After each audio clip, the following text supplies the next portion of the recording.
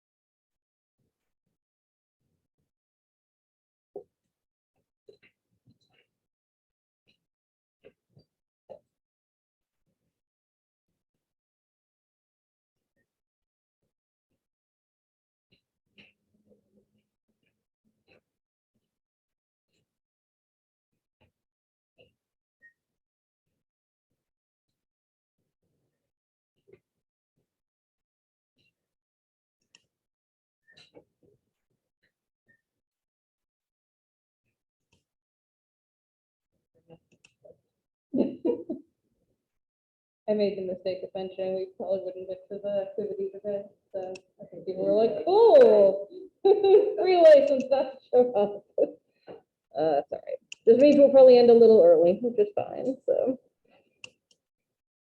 Alrighty, so just thinking about what y'all do have coming up. I have the stuff, I realize I can just share the syllabus.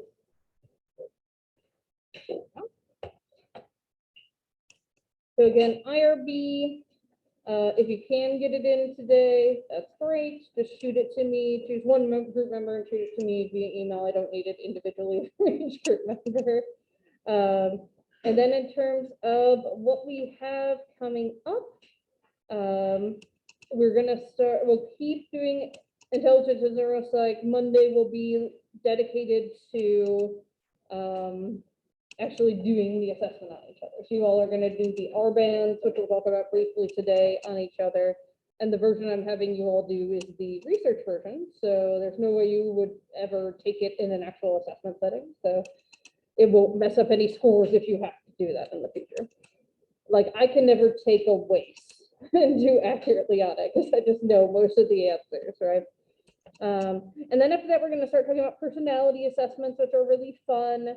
So those are things like the Rorschach, the Inkblot test, and the long personality assessments as well.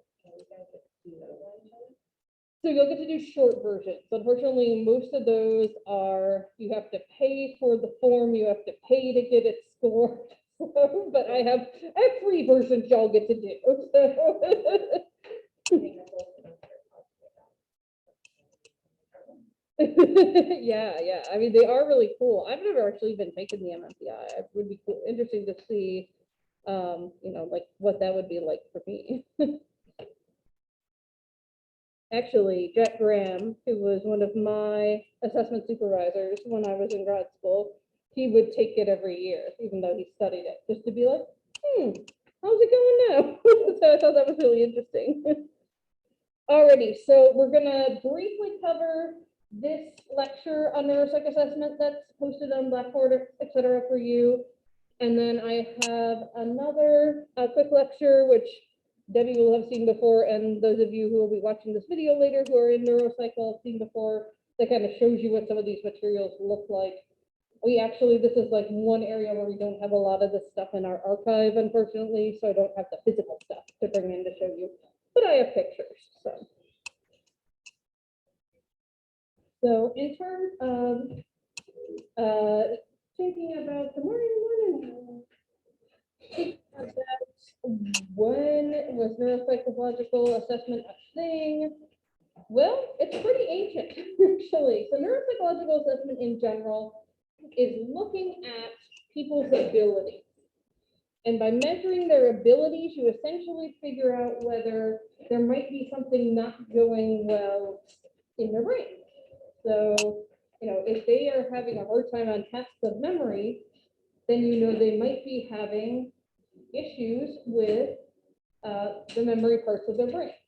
And so it's a way to get at what might be going on in the brain without,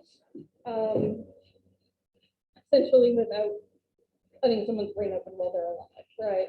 Like, we don't necessarily want to do that unless we have to. So observations of behavioral changes following head injuries have actually been found in 5,000-year-old Egyptian medical documents. So very cool. This being said, I also need to point out that, like, the Egyptians didn't necessarily know this was about the brain. So the Egyptians, when they mummified people, they would actually just pull the brain out through the nose and, like, get rid of it.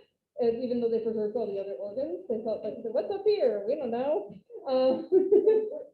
I don't know if I want to know the logistics, to be honest, but yeah, it was so interesting because they preserve everything else, and then the brain was just like, so, you know, yes, they were doing assessments about behavioral changes, but they weren't necessarily recognizing that it was actually the brain that was being affected. But, you know, at least we're getting the seed of things there.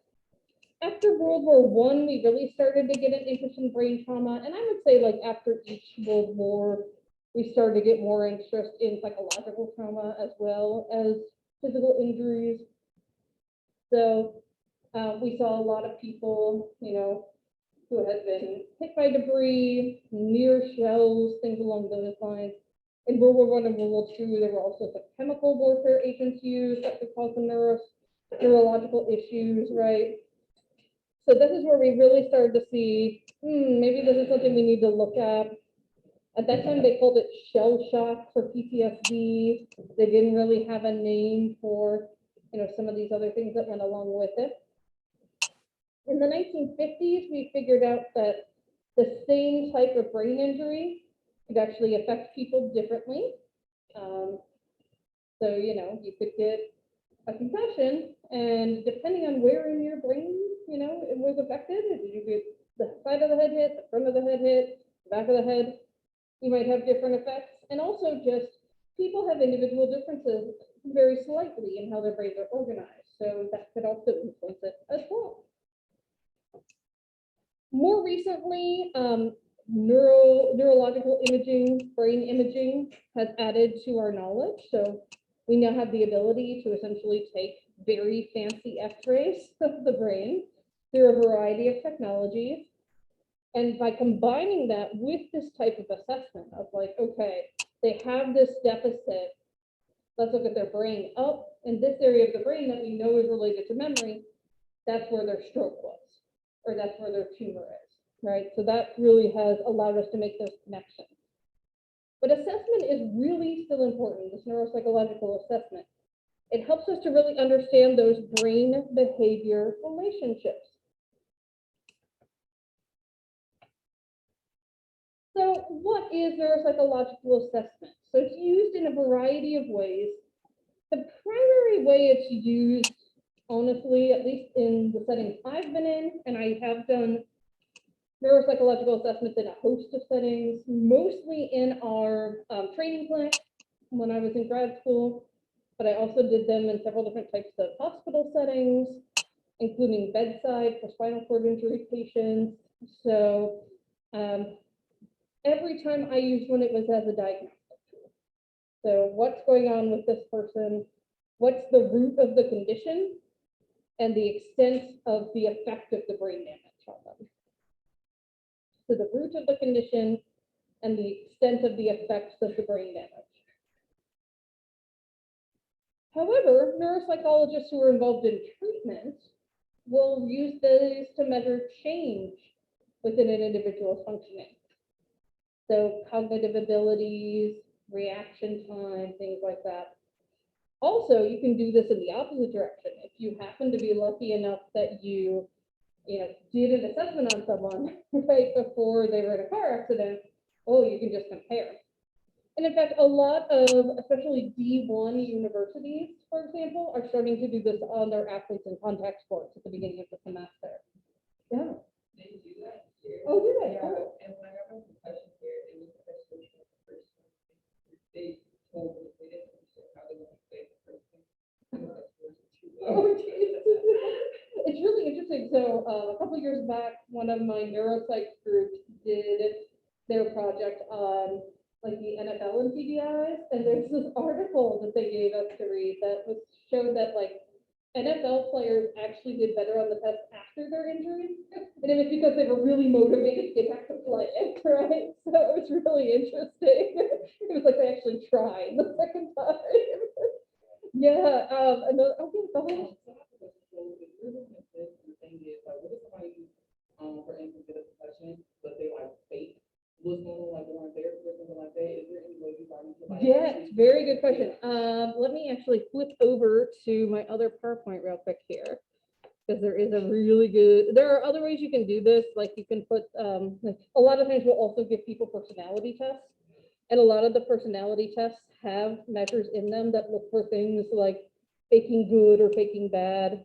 But this is a really good one for neuropsychological stuff. So we tended to give this to everybody who came in. So it's called the test of memory malingering. Malingering is a fancy scientific term for faking. And it's abbreviated the TOM, and I always laugh at that because it's written by a guy named Tom Tombaugh. He just really likes his name. But it's such an interesting test because it seems like a big challenging thing. So what you do is you show people a series of images for 3 seconds each. I think there's 50 of them. You show those for 3 seconds each. And then you have them look at pictures of 2 images and just say which one they've seen before. That's all they need to do. They don't need to identify what's in the picture, give any more description. You can literally just point to it or say top or bottom. So people look at that and they go, 50 images, like, how am I supposed to remember it? Human brains are really good at this. There's something evolutionarily maybe about like when we used to protect ourselves before we lived in like, you know, buildings like this with concrete walls, right? That we again have always had to be on the lookout for things. So we're really good at identifying what we've seen previously. So much so that if you get more than like 3 or 4 items wrong on the POM, it's an indication that you're fake. Like that's how good people are at like it. I had a client once who scored really low, and what we figured out is he wasn't faking. He was just so depressed that he couldn't put in adequate effort. So we actually stopped the testing, sent him to therapy.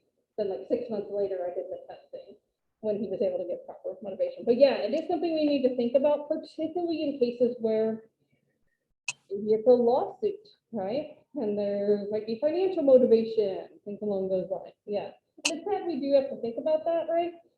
But we have ways to check for it. And, you know, again, even if it's not for lying, it can just be like, are they able to give an adequate effort to actually give us accurate scores? Yeah, really good question. Because that does come up. Again, especially in these situations where something's on the line, right?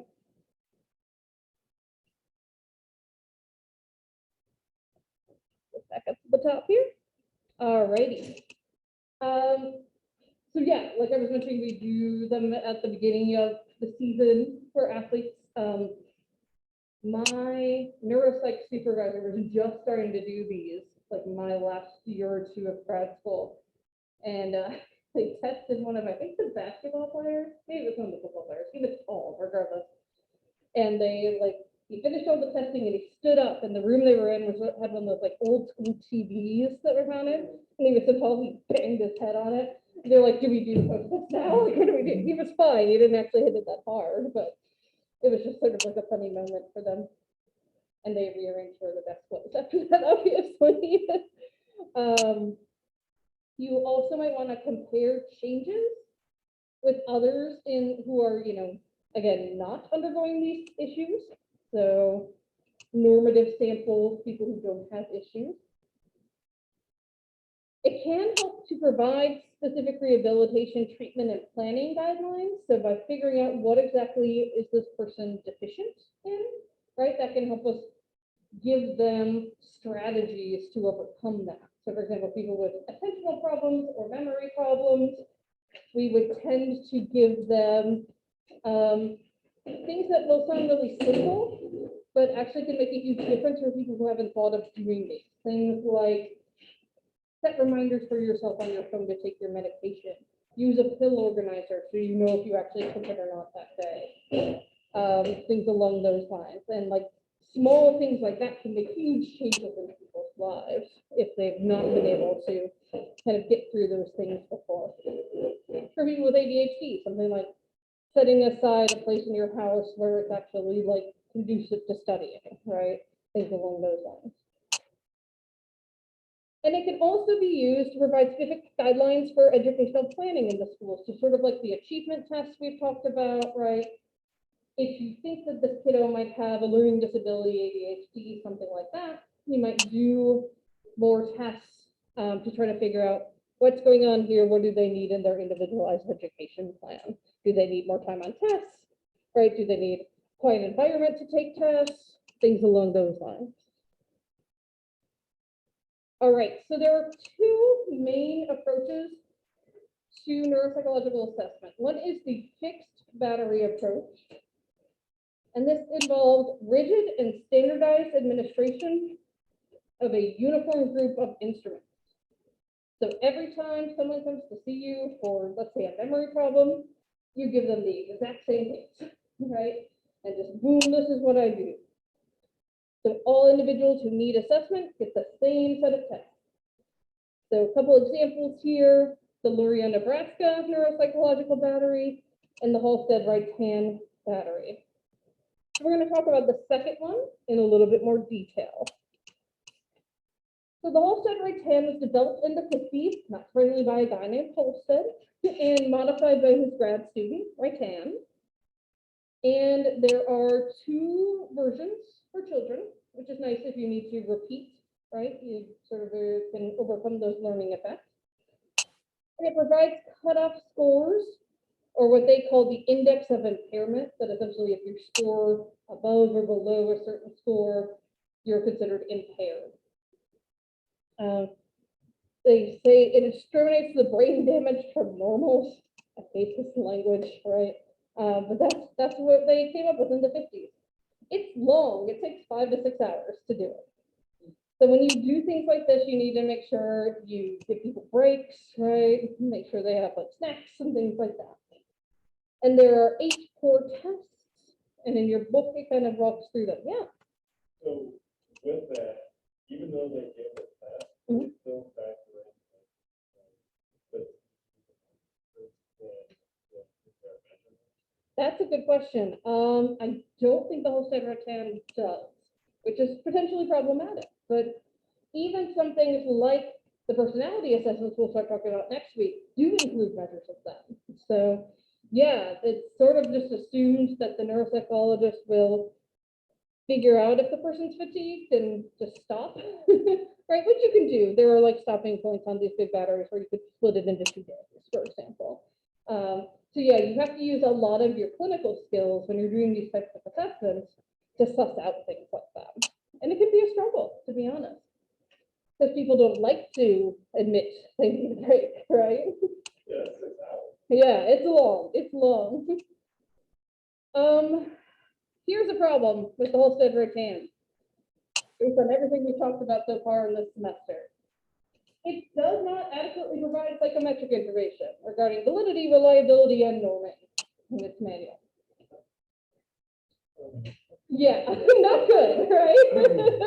To me, that means it shouldn't be used clinically, but that's just me. And I might also be really biased for that because my neuropsychological supervisor who trained me used a flexible battery approach. And so depending on the question people came in for, depending on their age, we had a set of different tests we would give, and we could adapt each of those if we needed to. Like, this person also feels like maybe they've got some depression or anxiety, so let's add in something that measures that, for example. So the types of tests will be dictated by those referral questions, and they'll utilize different tests. So this is called the Boston Process Approach as well, or BPA, and it requires observation of the test taker during test administration. So a lot of times what we would do is for things like a learning disability, we would give them a full WAIS first. And then we kind of see where are some of the areas where they're seeming weak here. And maybe we want to add some additional measurements to look at those in more detail, essentially. So it's really, you're using stuff that's scientifically, again, as we talked about the WAIS as great psychometrics, right? A lot of these individual neuropsychological tests do have great psychometrics as well. But then you're putting them together in a way that makes the most sense for that individualized client in front of you. There's a strong emphasis on qualitative information, so not only what their answers are, but how they're answering the questions. So things like, I had a client who, bless her heart, she was just really anxious about the testing procedure in general. And she was just like, oh, snap, the whole time, because she wasn't sure. She was just like, oh, snap, this is hard. And so I, again, had to use a lot of my clinical skills going through. You're doing great, keep going, right? Keep good, and a lot of motivation throughout it. It can be criticized because people are like, oh, you're throwing this stuff together. And because of that, it's sometimes considered unscientific and wouldn't be used in courts. But I think you can also put together a standard battery and show the individual effectiveness of each, and it would be appropriate for a court system. So this is something where you do get a lot of people who might not have a PhD in clinical psychology who can help with this. So assessment of intelligence and neurological impairment is often given in both school psych and doctoral programs in counseling, clinical psych, and clinical neuropsych. And so grad students are often the ones who are administering the tests once they're trained on them. Other ways people get involved is there's a position you can have called being a psychometrician. And that's essentially someone who just gives these tests. And so you would give it, you would, have all the scores, and you would hand it off to someone with a PhD, and they would interpret it and write up the results. Essentially, it's a way to prioritize time for, let's say there's only one neuropsychologist in a small town or in a county, right?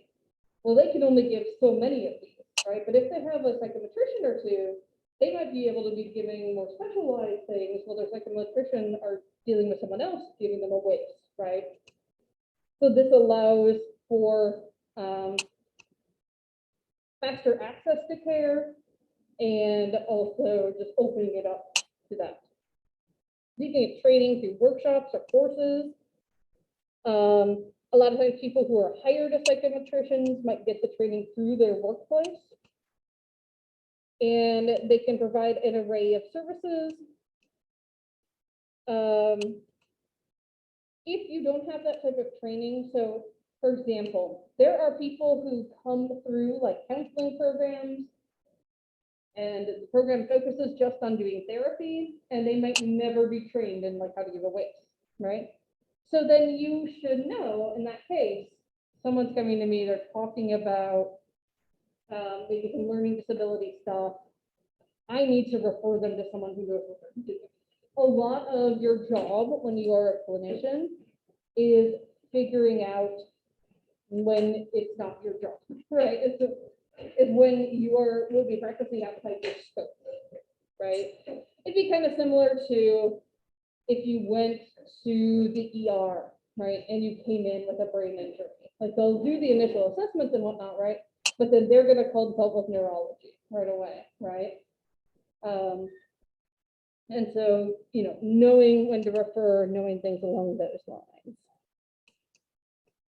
All right, so thinking about intelligence testing and neuropsych testing in general, abuse of these tests have occurred, unfortunately. So I was just talking in my Psych 202 class about the history of racism in psychology, and it's not pretty, y'all. Like, psychologists were involved in eugenics and doing studies to essentially prove that people who are not white were inferior is really shameful when you look at our history, to be perfectly honest. So it for a long time was used to maintain status quo. Well, clearly, whites should get all the rights because they're intellectually superior, not thinking about access to education or bias in the tests, right, for other folks. Or just looking at something like, oh, well, if you're good at music, you're going to be good at everything else, right?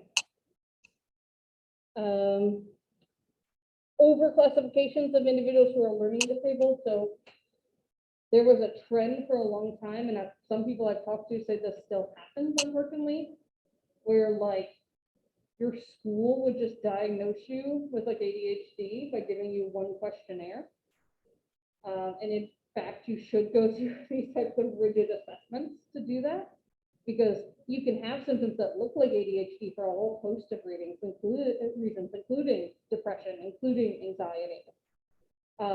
And so we had an overdiagnosis of those types of things because people were being diagnosed by just giving them like this one-page questionnaire.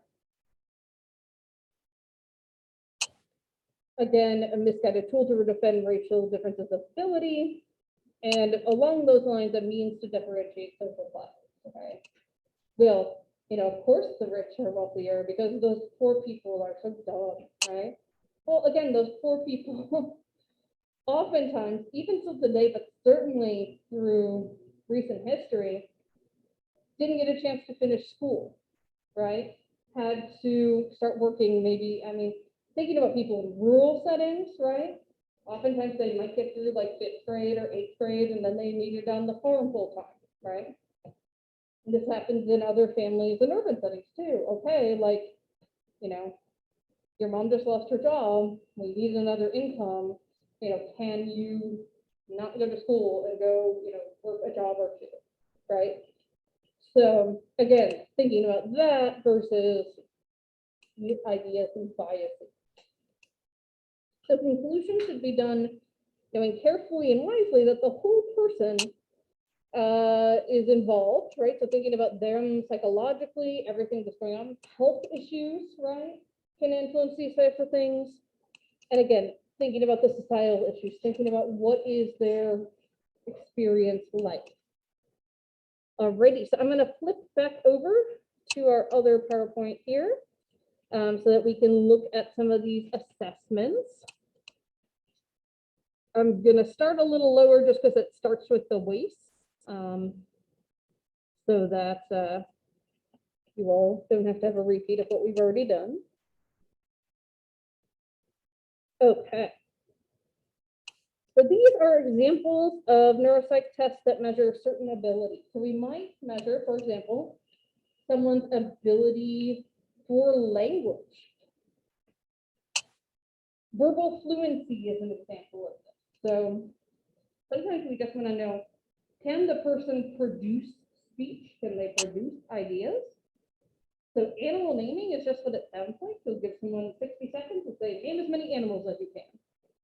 I've also seen more specific versions of this where people say, like, name as many 4-legged animals as you can. And essentially the point of this is to see, are they able to come up with stuff on their own? Typical, if I had one of you do this, you'd come up with quite a lot of animals in 60 seconds. Humans are really good at animals. We love animals. We learn about them from a young age, right? Someone who is struggling with speech content, with memory, with connections between things in their brain, might only be able to come up with like 5 in that whole 60 seconds.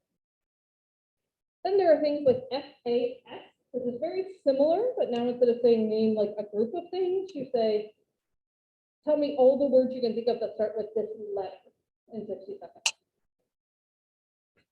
Yes, F, A, and S were chosen on purpose to try to see if it would solicit a bunch of swear words, because that gives us indication about a person's ability to inhibit, right? And that tells us a lot about what might be going on in their frontal lobes. And again, you can imagine you can give animal naming and FAS. You would do F for 60 seconds, A for 60 seconds, S for 60 seconds. And now in less than 5 minutes, you have a lot of information about that person, right? The Boston naming test is another example here. So this is pretty straightforward. They just show people images and ask them to name them. So, you know, like pencil, tweezers, kangaroo. And this again tests things like there are types of aphasias where people don't have object recognition. It wouldn't be able to name these things, or where their memory for knowledge is disrupted. The Boston naming test is part of a larger fixed battery called the Boston Diagnostic Aphasia Examination, or BDAE. So there's a whole bunch of things that you can do that really dig into the nitty-gritty of this ability to recognize, name things, interact with language. Just like with the weights, there are times we want to look at things visuospatially because they might differ from that verbal ability, right? So this is an example. This is called the RAO, or the Ray-Orstrith, yes, complex figure test. So the first thing you have someone do is you give them this figure and you have them copy it on another piece of paper. They can look at it the whole time. Later on in your assessment, you would have them try to draw it from memory. When I talked about this, yeah, I kind of hear the root, they're like, And I talked about this in my neuropsych class earlier in the semester. Someone was just like, I'm like, yeah, it is tough, but it's purposely tough. It's thinking about minutia, thinking about details. It also can tell us things like attention. There are brain neurological conditions called neglect, where someone might only draw half of this and think they were all done with it, because they're just not attending to the other half, for example. Then there are simpler versions of this. So the BEMTR, or the Brief Visual Spatial Memory Test Revised. Test memory, but instead of using words, you're going to be using something like this, where you would have them draw simple images, and then again, try to draw them from memory later. People are better at this one usually, maybe not surprisingly. Clock drawing, just asking someone to draw you a clock. This is actually an example of someone who does have that hemi-neglect. So they just, based on their brain injury, cannot pay attention to half of what's going on. So they could say, drawing this clock center, right? And then back, they have not. All right, so I mentioned attention executive function. So this is, are you able to follow rules? Are you able to inhibit from doing what feels good, right? So trails is an example here. This is basically connect the dots. You like hand people a much bigger page of these and a pencil. And the tricky part is you're not allowed to lift up your pencil the whole time. So like when you get a big page of these, sometimes you have to like you're under your arm to find that something. Yeah, it kind of is fun. It's people generally like it, right? Like neuropsych assessments are fun because they're doing a variety of things so they don't get bored, right? Because of the fact they're like. So part A is just traditional connect the dots, connect the numbers. Part B is where we really start getting at executive function. So you have to go 1, then A, then 2, then B. So you've got to keep all this in mind while you do it. And again, they're not in a pretty line like that on the actual sheet. They're spread all over this 8.5 by 11 sheet of paper. Yeah, there's just one for A and one for B, but it's pretty complex. So, and basically what it is A gives you sort of a baseline to time it of how long it takes you to do this in general. And then the difference between their time on A and their time on B can actually give you a lot of indication about where they might be struggling with sequencing and planning. Rate transfer matrices, we mentioned in passing, we were talking about the WACE matrix reasoning. It's basically based on this. Like the WACE is sort of a whole bunch of other tests cobbled together, honestly, and very similar, where you would have to pick the one down here that completes the pattern up here. And this is one of the last ones, so as you can see, it's pretty complicated. I don't know the answer. The Wisconsin card sort is fun or not fun, depending. So this is a test where you don't give the person the rules when you start. You just have target cards laid out, and then you tell them, put down the cards in these stacks to, in the appropriate stacks. And you give them feedback with every one. So yes, no, and so they learn the rules, and then you change it as they go. So initially it might be, as you can see here, we're doing it based on color, right? Then you might change the rules to, it has to be based on shape. So all the stars would go in one pile. Then you might change it to the number of objects, right? Where all the fours would have to go in. As frustrating as it is, most people can figure out the change pretty quickly just by the feedback they get, right? Like, no, that's wrong, that's wrong. Yep, that's right. Oh, okay, so that's what we're doing now. People with executive dysfunction will have a really hard time with this. They'll perseverate on the wrong rules just because they feel like that should be right. They have a hard time with flexibility. And this, what you're seeing right here is actually, there's an electronic version of the Wisconsin card sort now too. The Stroop is another fun one. You may have heard about this in other classes. So in this case, you have to say the color, not read the word. It's actually pretty hard. Like, you can feel yourself struggling if you do it. And so this would be red, green, yellow, blue. Like, I know what it is and I have a hard time doing it, right? Orange, green, red, green, purple. I wanted to say yellow.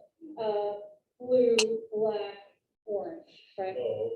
Yep. So you're saying the color rather than reading the word. It's really hard. And again, your ability to inhibit that natural tendency to just read the word is a measure of how well the frontal lobe of your brain is working at what it's supposed to do, essentially. There is more elaborate systems. There are more elaborate systems for this as well. So if anyone's seen the first Andy Serkis Planet of the Apes, they have the apes actually doing the Tower of London, which is part of this. You have to like sequence things in certain ways. So again, a fixed battery, but one that's specifically for a type of problem.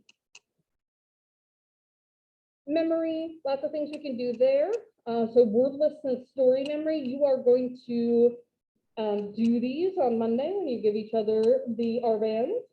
So wordless, you read a list of words, a second in between. The client has to tell you them back. You repeat the list, same list 3 to 5 times, depending on the test, and see if they get better, essentially. And then later in the same battery, you would ask them to recall that list from earlier. Story memory is you actually tell them a brief story and see how much of it they remember. People are generally better at this. As people, this is how we process information. It's how we tell people things about our lives, is we tell stories, right? So generally that's better.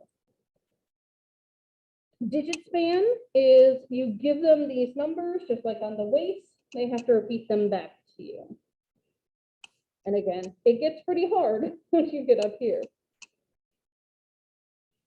Then you again would have them remember that either that complex figure or the simpler figures from the vendor visual memory test. And then we talked about the TOM, which is a measure of effort / lying. Alrighty, so the next thing I am going to do is just spend a couple minutes to walk you through what we will do on Monday. I just want to wait till Monday so hopefully more people will be able to be here. And that is called the RBAN. So the RBAN is the repeatable battery for the assessment of neuropsychological status. And the reason it's called repeatable is there are actually, in the clinical version, 2 different forms, like a Form A and a Form B.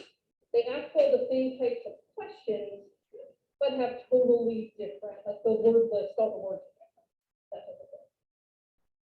And so you are going to give each other this entire thing except for 2 subtests, but there's only one of these 4. So I just didn't feel like making copies of all these. But let me tell you briefly about what each thing will be. The thing I really like about the RBAM is the answer sheet is the manual as well. So everything you're supposed to say is right here. You all are going to give each other the C, which is the research version. So it tells you exactly what to say. I'm going to read you a list of words. I want you to listen carefully, and when I finish, repeat back as many words as you can. You don't have to say them in the same order I do. Just repeat back as many words as you can remember in any order, okay? And then you read the words. That is that. And they repeat them back. Same thing for story memory. Tells you exactly what to say. There's a figure copy y'all will do. The two you won't get a chance to do, but are similar to some of the things we've been talking about. One is line orientation. So basically what you do is you say which number lines up here do these two lines match up. So in this case, the horizontal line here is number 1, and the vertical line here is number 7. And as you can imagine, those get a little more complicated as you go through. All right, so where you've got to sort of figure those out. And again, I just didn't know a good way to have you all do that without this. There's also a picture naming.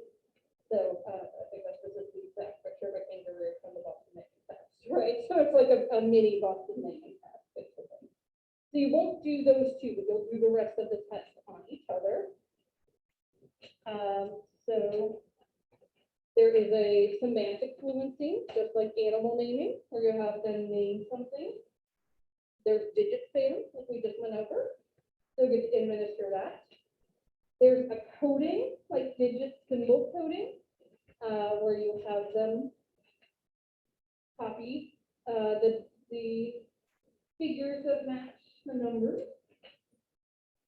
We also will then do recall of that list that you give them at the beginning, recall of the story that you give them at the beginning, and you all know it was coming, recall of the complex figure. So it takes not very long, maybe about a half hour to administer. And again, it's pretty nice. I gave this, basically if someone wanted a neuropsychological assessment at the VA, this would be the first thing we gave, because it's really like a screen for other types of tests you might want to get. And again, because it's repeatable, you can like give them, if you give the A version, you can give them the B version later. So fun little test, it'll get you the experience of what it's like to give a lot of these neuropsychological type tests. So we will do that on Monday in class. So on Monday, you will pair off with the person who will become the person you write your assessment report about for the end of the semester. I'm going to let y'all go a little bit early today. Enjoy your weekend. And if anyone needs to chat with me, I will stick around.